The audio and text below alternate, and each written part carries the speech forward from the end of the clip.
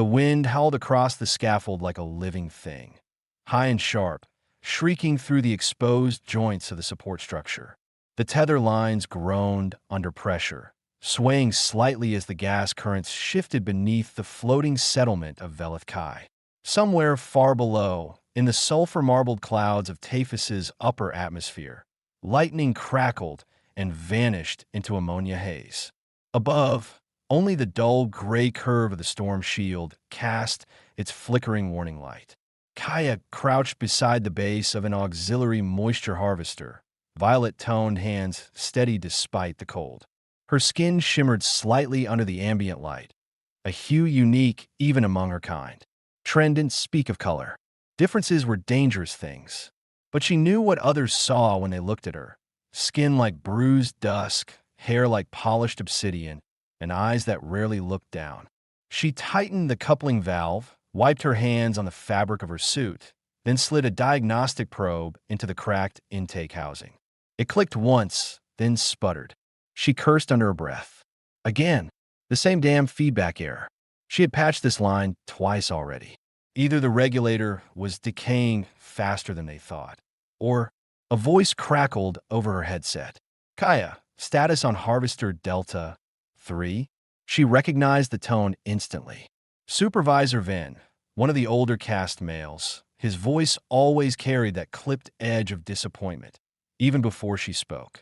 Still calibrating, she answered, keeping her tone level. Pressure irregularities are occurring. Might be a corroded actuator. A long pause. Then resolve it. Council's watching this cycle closely. Of course they are. She disconnected the line and stood. The council was always watching her cycles more closely than the others. Kaya adjusted her balance on the narrow beam, boots magnetized to the structure, the thin shielding around her suit hissing gently against the cold. Below her, just meters away, the vast open air stretched down into nothing. The scaffold trembled slightly, and her breath steamed inside her helmet. She had grown up here, in Velith Kai's inner tiers, but she'd never stopped feeling like an outsider. Not because of her technical skills, she was one of the best in her maintenance cohort, but because she used them in ways that unsettled the elders. She asked questions.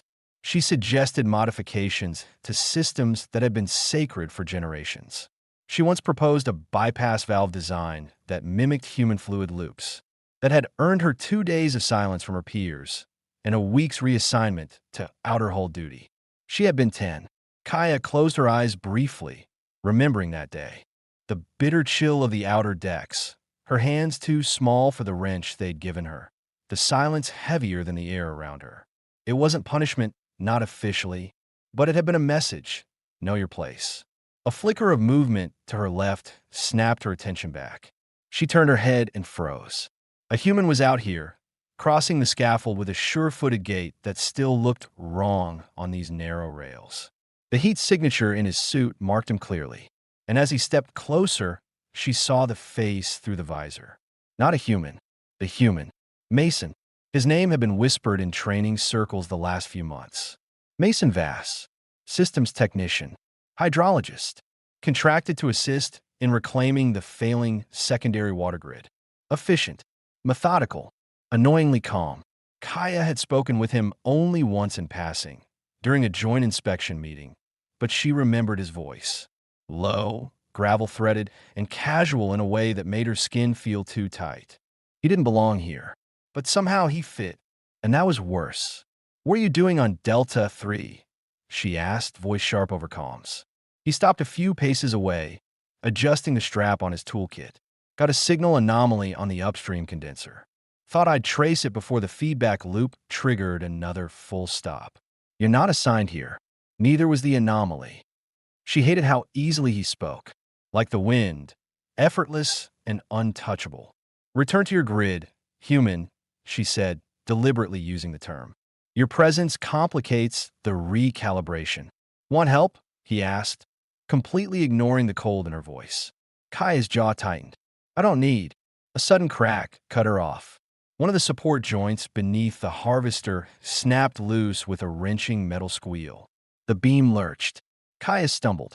Her hand shot out for balance, but the surface was slick Too fast, too far. She was falling. Wind roared in her ears. The scaffold's edge blurred past her vision, and then a hand closed around her wrist. Hard, steady, human. The momentum yanked her hard against the frame, her shoulder jolting with the impact, but the grip didn't falter. Mason's face was above hers now, eyes focused, teeth clenched. Got you, he said through comms, his voice strained but sure. Time stretched out strangely in that moment. Her body hung half over the edge, weight suspended in nothingness, tether suit alarm blinking red.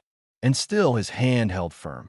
Not a moment of hesitation, not a calculation, just instinct, muscle, will. Then he hauled her up with a grunt, pulling her onto the scaffold beside him. Their suits knocked together with a muffled clink.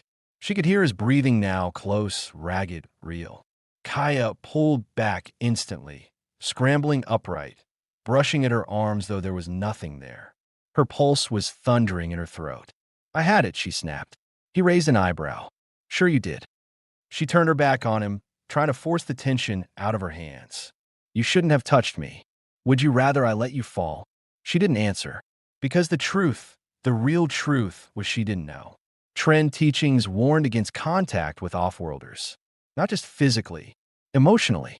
They believed human warmth was a kind of infection, subtle, persuasive, destabilizing. That humans cared too easily. That their emotions were like floodwater, formless, invasive, and impossible to contain. And maybe that was true, because Kaya could still feel the imprint of his glove in hers. Still hear the unfiltered concern in his voice. Still see the way he looked at her.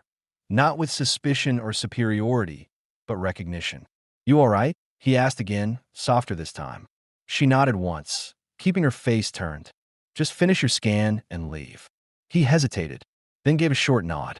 See you around, Kaya? She didn't answer, didn't watch him go. But the moment he turned away, her fingers brushed over the wrist where he'd grabbed her. Not to remove a mark, to remember it. She bent back over the relay box, trying to breathe evenly, but the diagnostic feed was flickering, irregular again. Frustrated, she tapped a manual override into the datapad on her wrist. A string of numbers flashed across the screen. Unauthorized access. Level 2 utility node breach logged at 1438 Universal Time Coordinated. Kaya frowned. That wasn't related to her calibration task. It was an upstream node. Older. Archived. She tapped again. The alert vanished from the log. No trace. No timestamp. Nothing. She stared at the blank screen. Someone had erased it. From inside the system. Her gaze flicked toward the direction Mason had gone. No one was supposed to be in that node. No one but him. Kaya exhaled slowly, trying to suppress the chill tightening in her spine. She told herself it was nothing. A glitch. A false flag. But she couldn't stop replaying his voice in her mind. Got you. It echoed in her head like a loosened bolt rattling deep inside a pressure shaft. Faint, persistent, and impossible to ignore. Kaya couldn't sleep. The pulse of her chamber's gravity stabilizers hummed quietly beneath the floor, just steady enough to remind her of the floating mass beneath her, miles above Taphus's violent surface, suspended in thin air, one structural failure away from falling forever. That thought usually soothed her. But tonight, her mind wasn't drifting through calculations or schematics. It kept circling back to a hand on her wrist. The image replayed with unsettling clarity. Mason's grip had been strong and unhesitating, his voice calm in the face of chaos. But it wasn't just that he'd caught her. It was the way he'd looked at her afterward, not like a liability or a breach of protocol, but like a person, a singular being, seen, not scanned. That kind of attention was dangerous. She sat upright on the edge of the narrow bed, exhaling through her nose as if she could force the memory out with breath alone. Her room was utilitarian, just as every Trend private quarter was designed to be. Steel-paneled walls, a recessed lighting strip, no personal items, no softness. Emotion, in Trend design, was considered an inefficiency. But lately, Kaya had started to notice how sterile everything felt. The room didn't feel like hers. She tapped the command console on the wall, pulling up the diagnostic log from earlier. She hadn't forgotten about the strange signal, the level 2 utility node breach that had flashed across her datapad before disappearing. The system had wiped it. That wasn't normal, especially since level 2 nodes were legacy tech, remnants of the earliest sky-rig systems, abandoned after the trend perfected their pressure-tuned harvesters. Only a few engineers, human or otherwise, still bothered to crawl through those rusted guts. Why would anyone access it now? Her screen blinked. New task order. Emergency sensor maintenance. Grid 7C. Joint technician assignment. Mason Vass. Departure in 30 minutes. Her pulse jumped. Protocol-dictated assignments were randomized and blind. There was no way this pairing was a coincidence. Either someone was watching her closely, or Mason had taken steps she didn't yet understand. Either way, she had no choice but to go.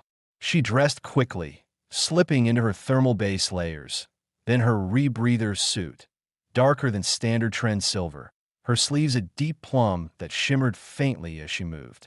Her people disapproved of the custom coloring, but they couldn't argue against the results. She was efficient. She kept the water flowing. That was the one thing that bought her space to exist at the edges. At the airlock terminal, she scanned her ID tag. The door hissed open, revealing the suspended lift that would carry her to the maintenance hangar. Mason was already there. He leaned against the side of the shuttle's docking rig, his helmet under one arm, the other hand scrolling through a projection field. His posture was too casual, like he hadn't just been accused, internally, at least, of accessing restricted systems. He looked up as she approached, the corner of his mouth lifting in a half-smile. "You made it. I follow my orders," she replied curtly, stepping past him into the docking chamber. "Of course you do," he murmured, falling into step beside her. The shuttle detached with a faint jolt and began gliding along the tether cable, angling toward one of the outer scaffolds. Grid 7C floated on the fringe of the settlement, where wind shear could bite through plating like a blade and oxygen regulators struggled to keep pressure steady. It was the kind of place they sent engineers they didn't want seen too often. Kaya kept her gaze on the console screen in front of her, but she could feel Mason watching her. It wasn't predatory or mocking, just quiet, unreadable attention. "I looked into the error," she said, not looking up. "The breach in level 2. He didn't answer at first. She turned her head slightly. "I thought the system scrubbed that," he said at last. "I saw it before it vanished." A long pause. Then, with that maddening calmness, "I didn't know anyone else still monitored the old feedback grid." Kaya narrowed her eyes. "So it was you." "I didn't say that. You didn't deny it." He smiled again. "Didn't know you were watching me." "I wasn't," she said too quickly. Mason tilted his head. "Seems like you were." Kaya turned back to the screen, trying to focus on the altitude readings. But her thoughts were unraveling faster than the storm wind outside. Why was he digging around in old infrastructure? Humans weren't authorized to patch legacy code without council oversight. She should report him. And yet, something told her that wouldn't go the way it was supposed to. The council didn't trust humans, but they didn't really want to know what they were doing either. Humans were tolerated precisely because they got results. If Mason was solving a problem the Tren didn't even know they had, who would punish him? The shuttle locked into place with a hiss of magnetic clamps. They stepped onto the exposed platform of Grid 7C, where the wind tore past them like it had teeth. Kaya adjusted her visor and stepped forward, scanning the tower's exposed ductwork. Her HUD highlighted a pressure fault in one of the vertical siphons, small, but dangerous if left to grow. She dropped into a crouch and began the recalibration while Mason moved around the far side. He was quiet for several minutes. No banter, no questions. It should have been a relief. Instead, the silence pressed heavier than the wind. Finally, she said, "Why did you catch me?" Mason's voice came through her comms after a beat. "Seemed like the right thing to do. I mean, you're not one of us. And you know what contact like that implies in our culture." "I do, so why risk it?" He appeared beside her again, crouching on the opposite side of the unit, eyes steady through the curved glass of his visor. "Because you were falling," he said, simply, "and I don't believe in letting people fall if I can stop it." There was no arrogance in his tone, no pride, just a fact offered freely. Kaya felt something shift inside her then. A bolt come loose, a wire slip out of place. Not much, but enough to notice. Enough to make her wonder what else might break given time. The repair finished with a soft chime. Pressure restored. As they stood, she caught Mason glancing toward the horizon, toward the glowing storm front curling along the edge of the atmosphere. Tafus's eye, a roiling knot of wind and fire and static. He looked almost fascinated. "You've seen storms like this before?" she asked. "Not like this," he said. "Tap his is alive in ways Earth never was." Kaya followed his gaze. "It's not alive. It's unstable." He shrugged. "Sometimes there's not much difference." She watched him for a moment longer, then turned to head back toward the shuttle. But just as she reached for the railing, her wrist pad pulsed. Another alert. Not a malfunction this time. Unauthorized data transfer. Encrypted human channel. Grid 7C anchor node. Kaya froze. She turned back. Mason was already watching her. His expression unreadable. "What are you hiding?" she asked. His answer came slower this time. Measured. Careful. "Nothing you'd believe if I told you." Kaya's eyes narrowed, but before she could press further, the wind roared again, and the comms cracked with static. Somewhere in the noise, she thought she heard his voice again, quieter this time. "Careful, Kaya. Some truths aren't sanctioned by your people." And just like that, the storm swallowed the rest of his words. But the warning stayed behind, like the aftertaste of copper on the tongue, or the hiss of a seal breaking where no leak should be. Kaya didn't trust him, but as the tether line began its return trip and the storm churned beneath them, she wasn't sure who she trusted less, the human beside her, or the system she'd spent her whole life obeying.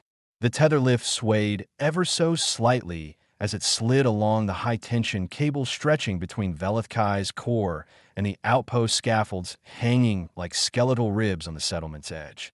Beneath the lift, there was nothing, just kilometers of swirling methane fog and the distant crackle of lightning below the breathable strata. It should have been just another routine return trip. No conversation, no sudden glances, no lingering silence louder than the storm outside. But tonight, Kaya couldn't ignore the silence. Mason sat across from her, his gaze turned outward through the curved glass viewport, watching the horizon where the storm front was slowly curling in like a fist ready to close. His expression was unreadable, neutral, too calm, the kind of calm that always made Kaya uneasy. The tether line vibrated beneath her boots as a low groan echoed through the lift walls, the sound of strained metal clinging to equilibrium. She looked away from him and back to her wrist pad, scrolling through diagnostic logs she had already reviewed twice. The earlier anomaly, the unauthorized data transfer, still clung to the edge of her thoughts like static in her throat. He hadn't denied it.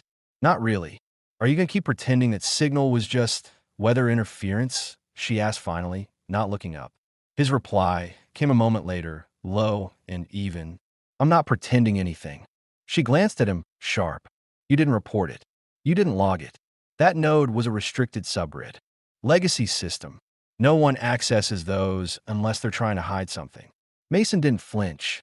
"And yet here we are, still alive, still breathing. No alarms blaring. Maybe whatever you think I'm hiding isn't dangerous." "Everything is dangerous here," Kaya snapped. "You think this place runs on trust? No one survives Velith Kai by giving people the benefit of the doubt." He turned to her then, finally meeting her gaze. There was no arrogance in his face, no mockery, only curiosity, steady and disarming. "And yet," he said, "you didn't report me." Kaya's mouth opened, but she couldn't form an answer, not one she was ready to admit aloud. "I want to understand," she said instead, quieter now. "Not obey, not accuse, just understand." His gaze held hers a moment longer. Then he nodded slowly, almost approvingly. "Fair." She let out a breath she hadn't realized she'd been holding and looked down again, her fingers twitching on the edge of the display screen. The truth was, she had almost reported him. Protocol dictated that any anomaly, especially one tied to human systems, be logged and handed to the Council's data division. She'd nearly done out of habit, but then she'd remembered how the system had wiped the alert clean, instantly, and without her input. Someone was watching. Someone had wanted that log erased before it could be seen. And that unsettled her more than whatever Mason might be doing. You know, he said, shifting his weight slightly as the lift glided past a support tower. You asked me earlier why I caught you. When you fell. Kaya didn't answer. She remembered the heat of his grip, the blunt panic of weightlessness giving way to solid resistance. I didn't do it because I was trying to make a point, he said. I don't like watching people fall. Kaya looked up. He wasn't smiling. He wasn't trying to charm her. The words didn't come dressed in sentiment. They were just facts, delivered with that same patient calm that had unsettled her since the day they met. She swallowed. That kind of instinct is dangerous. Only if you live in a world that punishes it. I do. That stopped him. His brows furrowed, just slightly, a crease forming between them. Then I'm sorry. Those 3 words, spoken so simply, so sincerely, caught her off guard more than anything he'd done yet. No one in trend society apologized, not unless ritual demanded it, and certainly not to her, not to someone like Kaya, whose presence was tolerated more as a necessity than a belonging. For a moment, the humming of the stabilizers, the distant electrical pops from the storm, even the gentle hiss of the oxygen recyclers, all of it faded behind the strange throb in her chest. "Why are you really here, Mason?" she asked, her voice barely more than a whisper. He didn't answer right away. Then, leaning forward slightly, elbows resting on his knees, he said, officially, hydrology systems, infrastructure optimization. I'm supposed to keep the water flowing while your council figures out how to make it look like tradition. But unofficially, he hesitated, eyes flicking to the storm cloud horizon. I came to tap his because someone has been hiding something in your storm data. Subharmonic pulses, atmospheric shifts, patterns that shouldn't exist in natural systems. And every time I try to isolate the source, I hit a wall. Data goes missing. Logs are overwritten. Nodes go dark. Kaya's pulse quickened. You think it's sabotage? I think it's control, he said. I think someone high up doesn't want anyone asking questions about what the storms are really doing or what they're covering. She sat back slowly. Why tell me now? Because you're the only one who noticed the breach and didn't bury it. Because you're smarter than the rank you're given. And because, he added, his voice dipping just slightly, I think you're looking for the truth too, whether you're ready to admit it or not. Kaya looked down at her hands. Violet fingers, calloused from years of cold metal and sharp bolts. Hands that had been punished, restrained, ignored except when they were needed. She thought of her mother, silent and obedient until the day she was reassigned off-world without warning.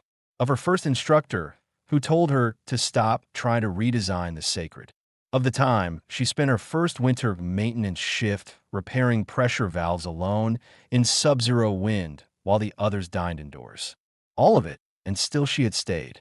Still she had endured. But endurance had turned brittle. I saw a pressure leak forming below Node 9B, she said suddenly. Secondary intake shaft. The logs say it was repaired. But I never signed off on that maintenance order. Mason's eyes sharpened. When? 3 nights ago. That's around the same time a pulse dropped from the relay network. I thought it was just signal loss. Then maybe it wasn't. They stared at each other. Not as human and alien. Not as technician and technician. As 2 people standing at the very edge of something they couldn't name. The tether lift docked with a hiss, the clamps locking into place on the outer ring. But neither of them moved right away. Kaya exhaled slowly. If we do this, if we follow it, there's no going back. I know, and you could be exiled, executed, worse. His voice softened. So could you. She nodded once. So what's next? Mason stood and held out a gloved hand. Not to shake, not to test her, but as a simple offer. Next, he said, we follow the data, no matter where it leads.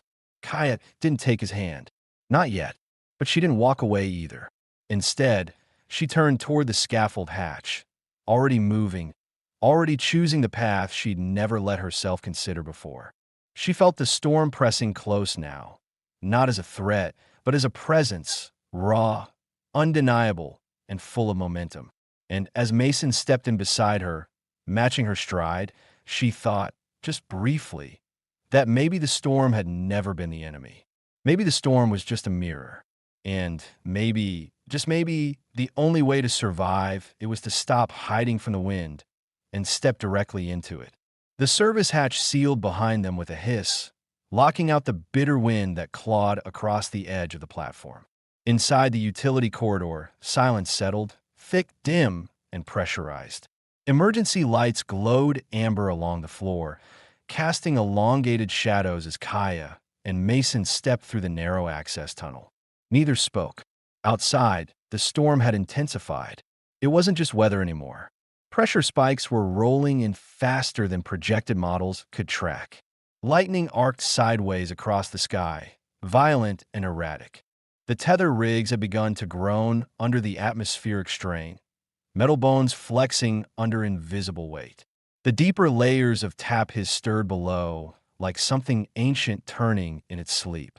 But inside the corridor, the air felt still, almost intimate. Kaya's boots thudded softly against the metal floor. Her breath fogged slightly in the recycled air, and for the first time, she realized how long it had been since she'd been alone in an enclosed space with someone who didn't expect her to perform, who didn't watch her for failure. She risked a glance at Mason. His profile was sharp in the half-light, focused and calm. But there was a tension in his shoulders now that hadn't been there before. Coiled energy held back not from fear, but restraint. He was watching her too, even when he wasn't looking. Their steps slowed as they reached the secondary control chamber, unused, abandoned. Half of the panels were fried from past surges, but the core terminal still functioned. A faint glow pulsed from its center like a heartbeat. Kaya stepped forward and touched the panel. The interface lit beneath her hand, revealing a stream of data logs.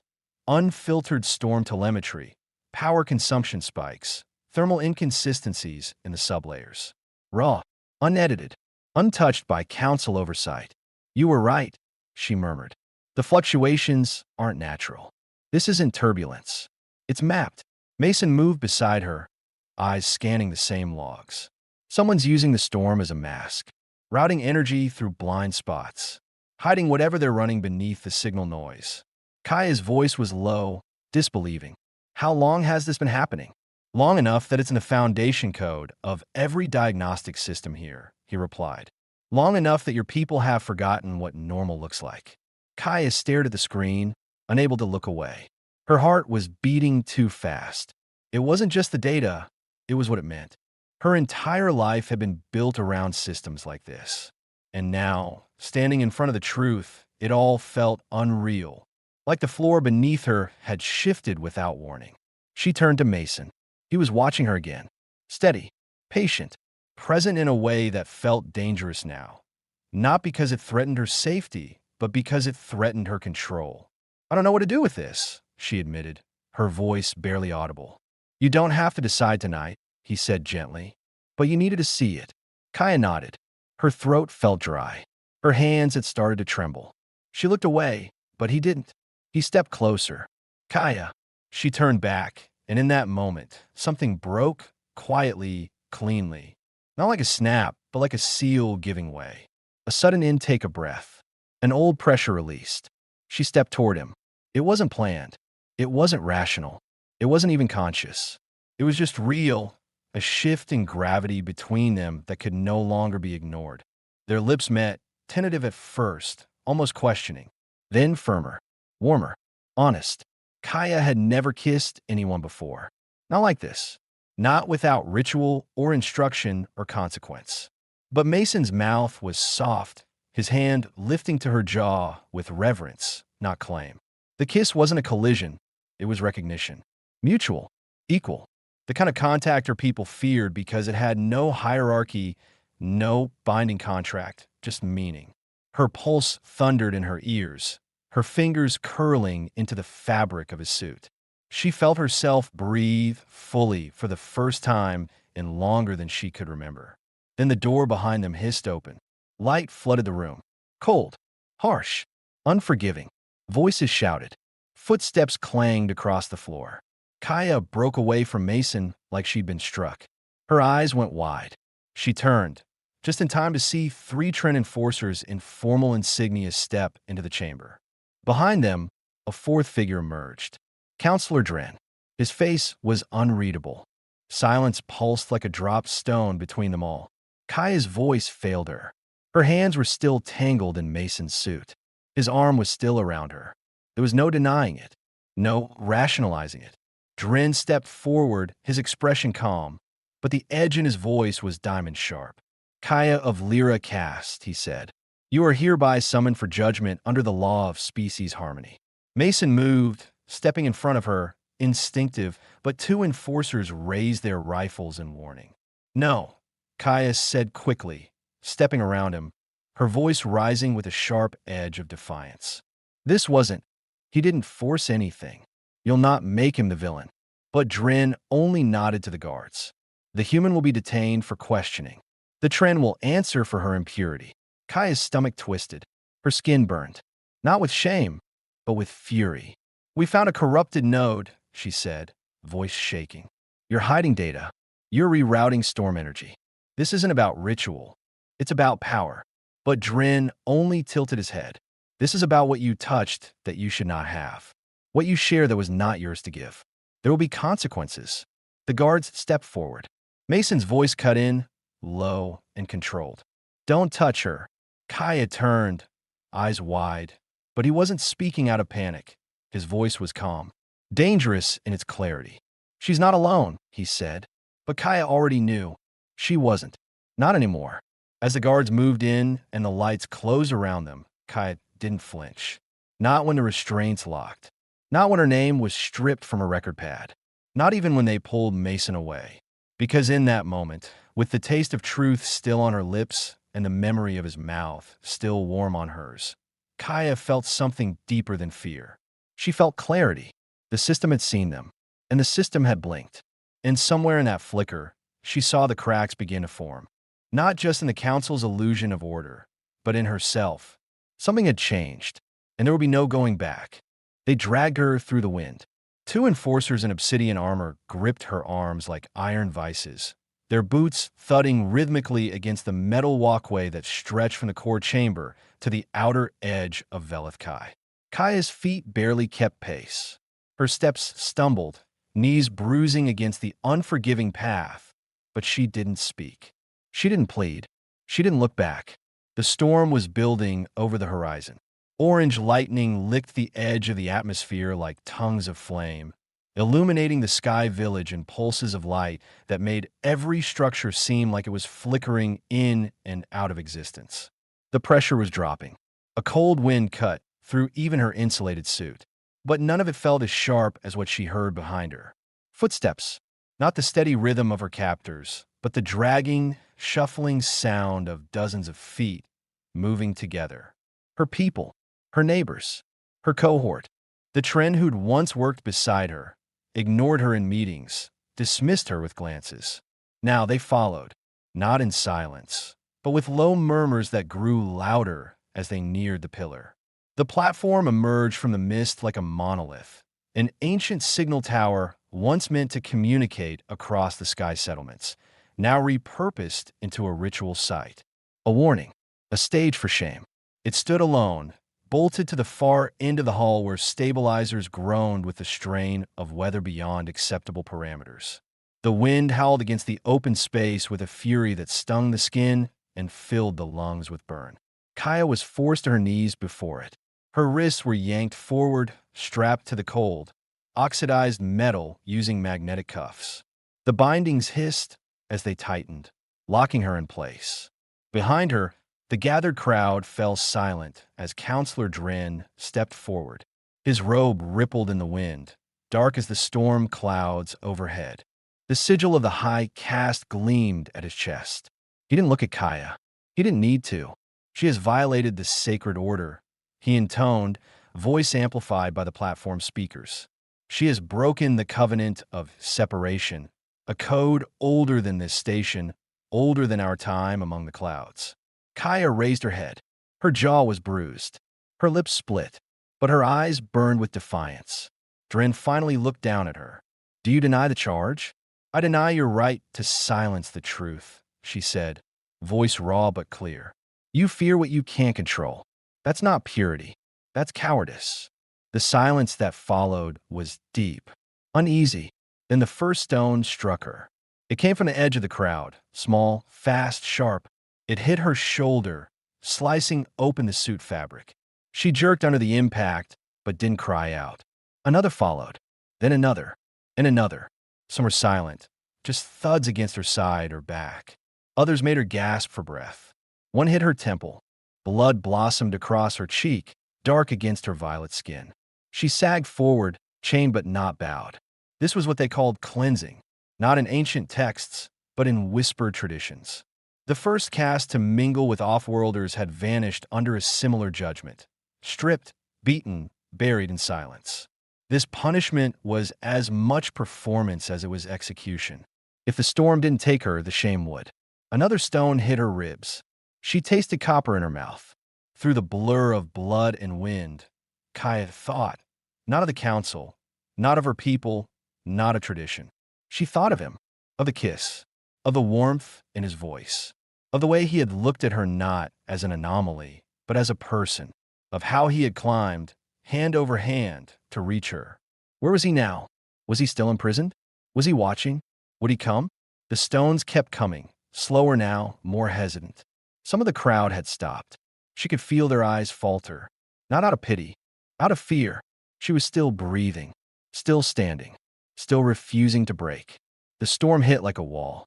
A gust of wind slammed into the platform, knocking several observers off balance. The air turned violent, debris tearing through the sky like knives. Alarms blared from the upper decks. Lightning cracked so close it lit the whole scene in white. Kaya coughed hard, lungs burning. Her head dropped, blood dripping from her mouth to the ground below. Her body sagged in the restraints.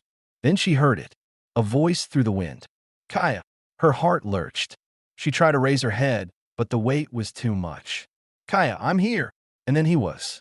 Mason emerged from the storm like a ghost cut from metal and fire. His suit was scorched, one arm bleeding, but his eyes locked on hers with unshakable focus. He moved fast, crossing the slick metal toward the pillar with wind, nearly knocking him sideways. Behind him, alarms screamed, and the emergency klaxons of the storm dome pulsed red. The crowd scattered in confusion. No one knew what to do. He wasn't part of the ritual. He wasn't supposed to be there, and he was running straight into the teeth of it. Two enforcers moved to intercept him, but Mason dropped into a low slide, ducked beneath their outstretched arms, and slammed his fist into the release pad of the pillar's bindings. The lock sparked. The first cuff popped free. Kaya gasped, the sudden release shooting pain through her shoulder. "Can you stand?" he shouted. She nodded barely. He caught her under the arms, hoisting her up with raw strength. She cried out as her legs wobbled, but they held. "Follow me," he said, and without waiting, he turned, his body shielding her from the wind as they moved toward the auxiliary lift, an emergency shaft long decommissioned by the council. She had mapped it years ago in secret, showed it to him once, when they were still just learning each other's voices. It worked. They reached the hatch, Mason's hand slamming the override. Behind them, the platform shuddered. Kaya turned, eyes burning. Counselor Dren stood at the edge of the crowd, his robes torn, face furious. "You think this saves you?" he shouted over the wind. "You'll die down there. You've broken the chain." Kaya looked back, blood on her face, hair in the wind, storm behind her. "No," she said. "We've unhooked it." The hatch opened. They dropped into darkness. The storm swallowed the pillar, and the sky above Velith Kai changed. Not because Kaya was gone, but because for the first time, it hadn't one. Darkness swallowed them. The auxiliary shaft wasn't meant for transport anymore. Not since the council decommissioned it 5 cycles ago, citing structural instability. But Kaya had studied its layout when she was 16, hiding in a maintenance crawlspace with nothing but a stolen archive map and an instinct for finding forgotten routes. She hadn't expected to use it like this. She hadn't expected to use it with him. Her knees buckled the moment the hatch sealed behind them, and the silence that followed was overwhelming. Not because it was quiet, far from it. The wind howled outside the metal walls, and the storm screamed in ultrasonic pulses that vibrated through every bolt and seam. But it was the absence of voices, of judgment, of control that filled her lungs like breath for the first time in days. Mason caught her before she fell. "You're hurt," he said, crouching beside her, arms bracing her back, his voice low and rough from running and shouting into the wind. "I'm alive," she managed. "You're bleeding. Still alive." He gave a strained laugh and shook his head. Then, with practiced hands, he opened a kit from his belt and began working. Antiseptic gel, bandage foam, pressure patches. She winced as he applied them. "Sorry," he said softly. "You saved me," she murmured. "You don't have to apologize for pain that wasn't yours to cause." His hands paused. He looked at her, eyes dark in the emergency light, something unreadable behind them.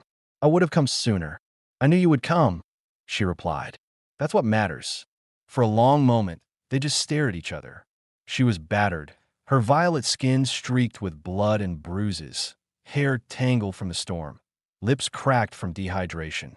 He looked no better, scraped, dirty, the seam of his jacket torn, his face streaked with soot.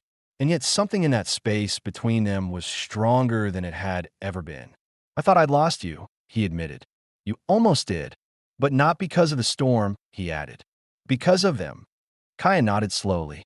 "They were always going to punish me. Loving you just gave them a reason." The word hung in the air, loving. Neither of them flinched. "Then let's give them a better one," Mason said, rising to his feet and offering her his hand. "Let's finish what we started. Let's show them what they tried to bury." She took it. Together, they moved through the shaft, deeper into the underbelly of the settlement, into systems the council had long deemed obsolete.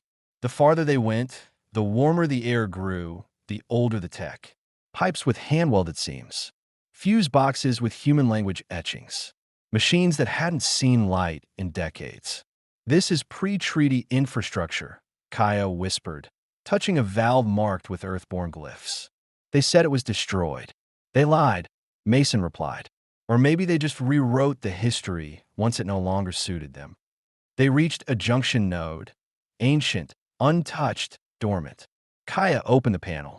Inside were dusty coils, fused circuits, and a single blinking light. A heartbeat.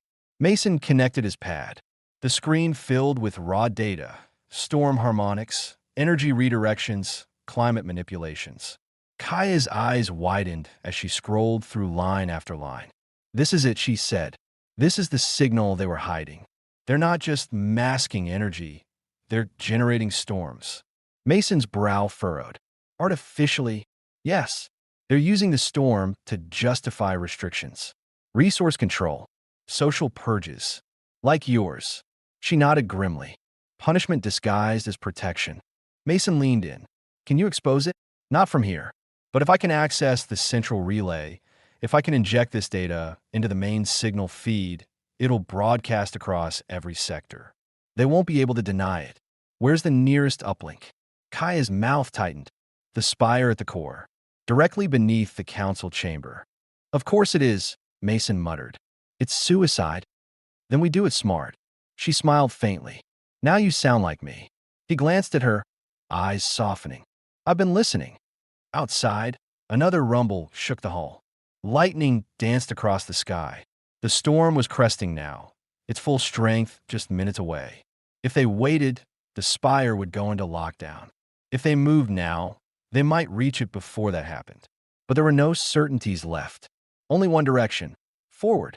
Kaya reconnected the panel, secured the data packet on her pad, and nodded. "We go now."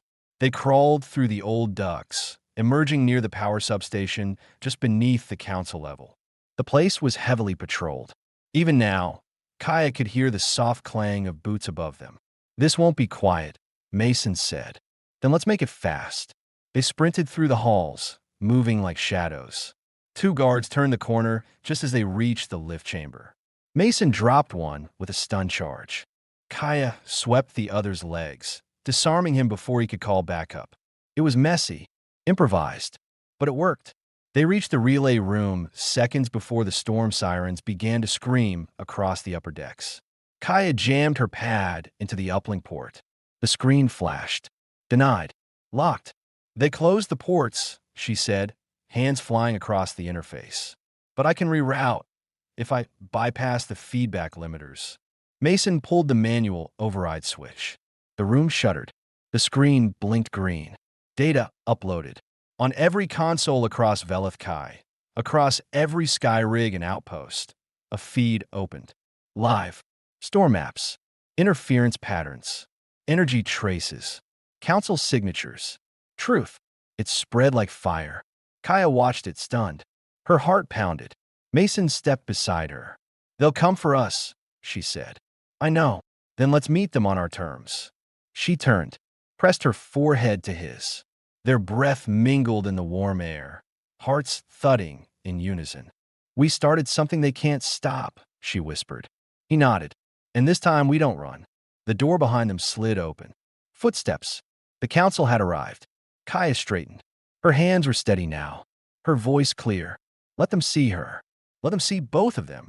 And let them feel, for the first time, what truth, when freed, truly sounds like. It had been 23 days since the council fell, since the truth spread like fire through the sky rig networks, burning away the lies that had kept people like Kaya in silence for most of their lives.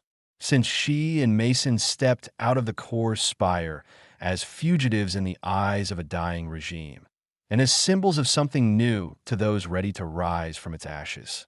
And now, the air smelled like rain. Not the toxic mist of Taphus's lower layers, not the synthetic humidity filtered through rig harvesters. This was real water, clean and falling freely from the prototype collectors strung across their new platform. The anchor they had chosen, once an abandoned maintenance node, now shimmered with life. Cables hummed softly beneath their feet, power lines glowing blue through translucent conduit walls. Makeshift towers were under construction in the distance, helmed by volunteers from 3 different settlements. Their banners weren't marked by caste colors or council emblems, but with shared signals, open circuit patterns, wind symbols, and the waveform of the truth Kaya had broadcast. This place had no name yet, but it didn't need one to feel real.